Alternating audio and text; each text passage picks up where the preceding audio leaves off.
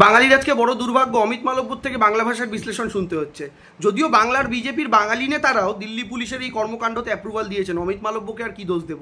কিন্তু অমিত মালব্যরা কি জানেন যে বাংলায় বাংলা ভাষার কটা উপভাষা আছে? রাঢ়ী, বঙ্গালী, বরেন্দ্রী, ঝাড়খণ্ডী, কামরূপী, এগুলো কোন ভাষার উপভাষা? অমিত মালব্য কি জানেন?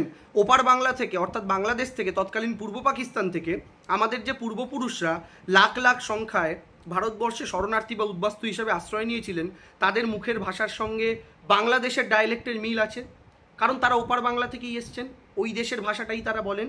ফলে আজকে তারা কয়েক দশক ধরে এপার বাংলায় ভারতবর্ষে থাকতে থাকতে বাংলা ভাষা তো সম্পৃক্ত হয়ে গিয়েছে এদেশীয়দের ভাষা, বাঙালদের ভাষা, সব ভাষা মিলেমিশে।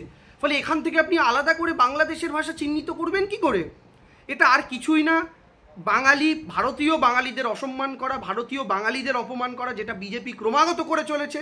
এবং লজ্জা লাগছে ভাবতে, বঙ্গ বিজেপির বাঙালি নেতারাও শুধুমাত্র তাদের গুজরাটের দুই মালিককে সন্তুষ্ট করার জন্য ক্রমাগত অমিত মালব্যদের তালে তাল মিলিয়ে নেচে চলেছে।